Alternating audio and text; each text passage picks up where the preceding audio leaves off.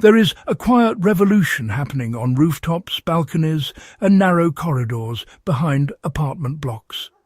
While modern urban growers might treat this as a new trend, the truth is that city dwellers have been solving the problem of poor, depleted soil for centuries.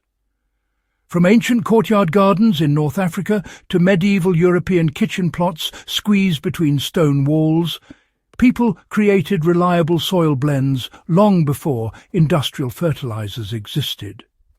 And today, with more people turning to urban gardening for food security, we are returning to those old principles with renewed respect.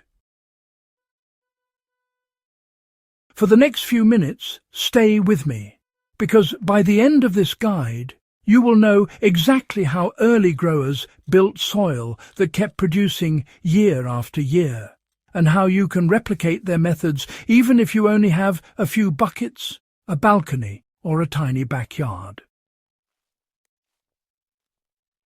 Understanding why urban soils failed historically helps us build something better today. Early city farmers faced the same problem modern urban gardeners deal with: confined space, poor drainage, and nutrient loss from repeated planting. Archaeological records from Roman cities show abandoned planter beds filled with compacted grey sand, clear evidence of exhausted soil. The turning point came when growers began deliberately engineering soil instead of relying on whatever dirt was available. They experimented with layering organic matter, adding carbon-rich materials to maintain structure, and sourcing nutrient-dense amendments from household waste streams. This wasn't random tinkering. It became a system, and it worked so effectively that some of these beds produced vegetables for decades without collapsing.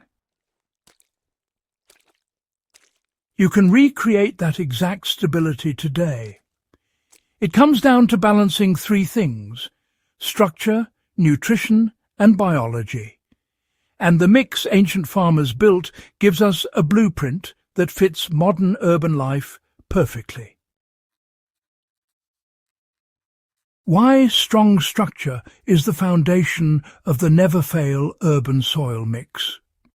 Historic records from monastic gardens and early Middle Eastern courtyard farms show that growers prioritized structure first. They didn't dump raw compost into containers and hope for the best. They blended materials that resisted compaction even after years of watering. This is why, their planters didn't turn into cement blocks. To model their approach, you start with a base that stays loose coarse sand, crushed charcoal, and even broken pottery pieces were all used historically. Today, the modern equivalents are materials like coarse perlite, pumice, or biochar. A home gardener in a small space can replicate this by filling the bottom third of any container, a bucket crate or ceramic pot, with a gritty base. This trick dramatically improves oxygen flow and, prevents root rot, something urban growers struggle with due to limited airflow around containers. A practical modern example would be taking a 20-litre bucket, drilling drainage holes, and placing a 10-centimetre layer of washed coarse sand or pumice at the bottom. That single step mirrors ancient engineering and immediately stabilizes your growing environment. Ancient farmers understood that nutrition must be slow, stable, and steady. Historical soil mixes weren't fueled by quick-release fertilizers. Civilizations depended on consistency, and that meant using amendments that fed plants for months, not days. Compost was important, but it wasn't the main nutrient driver. Archaeological studies of Aztec Chinampa soil and medieval garden plots reveal heavy use of decomposed leaf mould, dark, crumbly forest floor material that releases nutrients slowly. To apply that principle today, any urban grower can build their own leaf mould by piling leaves in a mesh sack, keeping them moist and letting them rot for 6 to 12 months.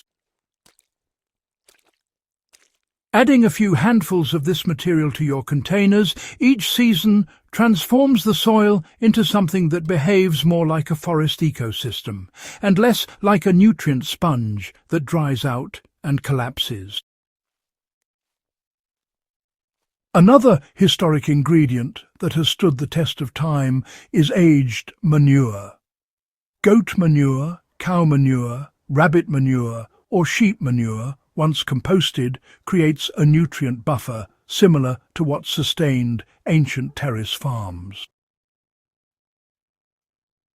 Even a small-scale gardener can introduce it today by adding 1 or 2 handfuls of thoroughly aged manure into every container before planting.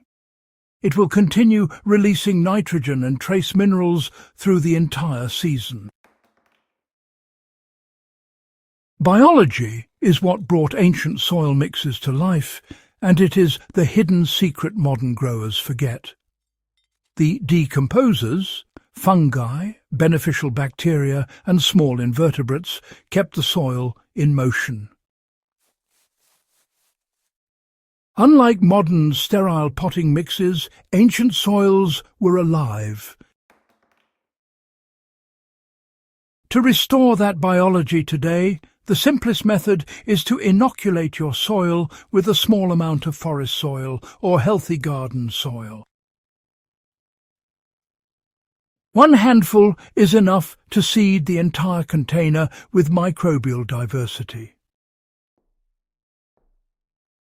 Another step used in traditional Japanese and Andean farming systems is the incorporation of partially decomposed straw.